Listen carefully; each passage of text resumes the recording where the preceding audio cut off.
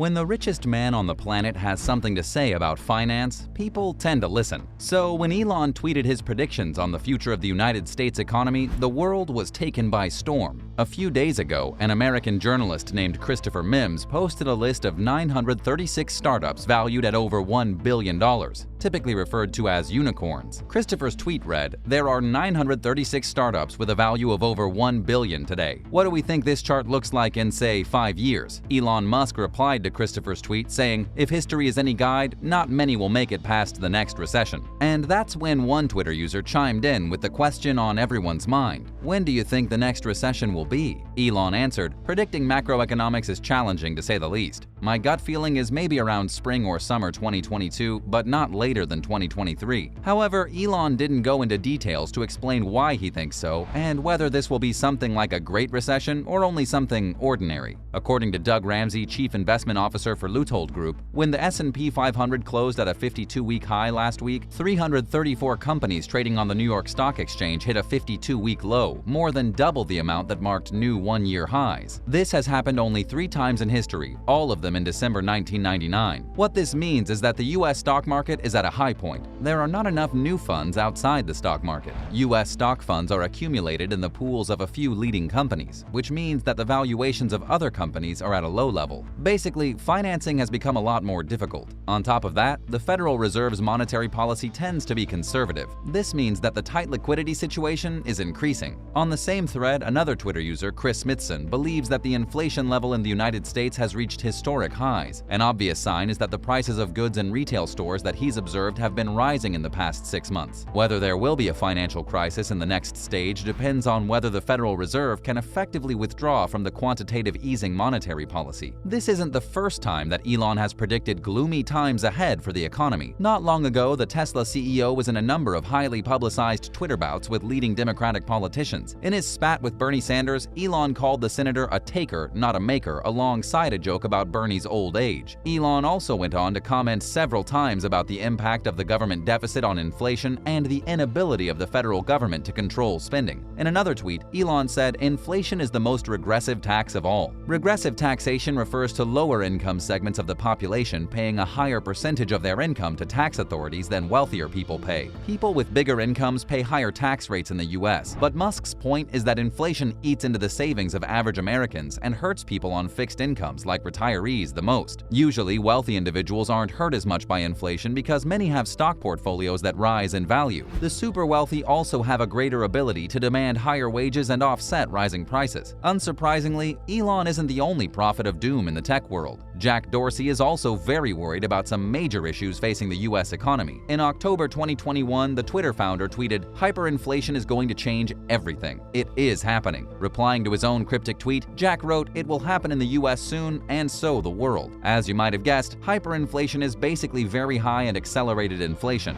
Researchers have documented 57 cases of hyperinflation as of 2018, with the first recorded episode occurring between 1795 and 1796 in post-revolutionary France. Some economists and writers have looked at possible hyperinflation in the U.S. as early as March 2021, when the economy started to get back on track after an artificially depressed year due to lockdowns and a ton of restrictions during the coronavirus pandemic. The term hyperinflation raised some dark images, with Venezuela being the most recent example and Zimbabwe as one of the most famous examples. Yep, hyperinflation. You know, where people are carting around stacks of bills in wheelbarrows, central banks issue new currency notes with significantly more zeros, people run to the cash register with food before prices go up again, and retirement funds are depleted. It's a societal disaster, a nightmare if you will. In that case, it's a good thing that many outlets and respected figures in the financial world were quick to oppose Jack Dorsey's stance on the state of the economy. ARK Invest's CEO Cathie Wood pushed back against Jack Dorsey's claim, tweeting, "In 2008-2009, when the Fed started quantitative easing, I thought that inflation would take off. I was wrong. Instead, velocity, the rate at which money turns over per year, declined, taking away its inflationary sting. Velocity is still falling." In a Twitter thread, Cathie argued that the price increases impacting consumers should wind down after the holiday season due to 3 sources of deflation. According to the ARK Invest CEO, the first source is technologically enabled innovation such as artificial intelligence. She also noted that AI training costs are dropping 40% to 70% at an annual rate, which she called a record-breaking deflationary force. Wood also said when costs and prices decline, velocity and disinflation, if not deflation, follow. If consumers and businesses believe that prices will fall in the future, they'll wait to buy goods and services, pushing the velocity of money down. Kathy said that the second source of deflation is creative destruction as a result of disruptive innovation. Since the tech and telecom bust and the global financial crisis in 2008, many companies have catered to short-term oriented shareholders who want profits or dividends now. They leveraged their balance sheets to pay dividends and buy back shares,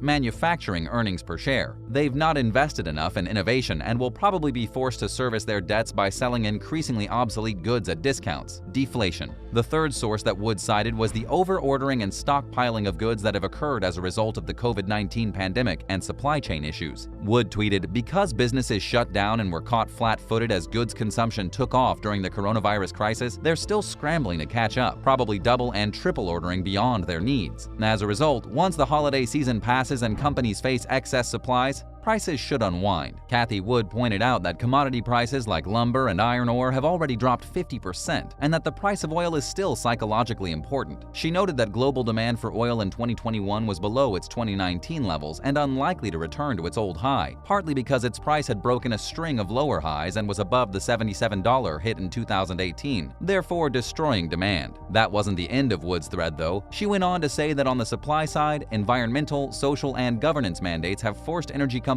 to shift spending from mature fossil fuels to renewables. Meanwhile, banks have deprived fracking companies of funding after their near-death experience in 2020. Kathy Wood concluded by tweeting, "In response to the near quadrupling of oil prices since the low last year, electric vehicle adoption has accelerated, sowing the seeds of a serious oil price decline longer term." Elon responded to Kathy Wood's tweet saying, "I don't know about the long term, but short term we are seeing strong inflationary pressure." Elon isn't the only billionaire who's worried about inflation. Ray Dalio, the legendary hedge fund manager, also believes that it's only a matter of time before inflation hits the American economy. When Yahoo Finance's editor-in-chief asked Ray Dalio how concerned he was about inflation, the billionaire responded, "I'm significantly concerned about it. Because of the amount of money and credit that has to be produced and is budgeted, it's a large increase." Ray Dalio, who runs the world's largest hedge fund, Bridgewater Associates, has been warning everyone about soaring inflation. He was louder than ever in November 2021 when an inflation report revealed consumer prices had their biggest gain in over 3 decades. In a LinkedIn post following that report, Dalio warned that raging inflation was eroding the wealth of Americans. He wrote, "Some people make the mistake of thinking that they're getting richer because they're seeing their assets go up in price without seeing how their buying power is being eroded.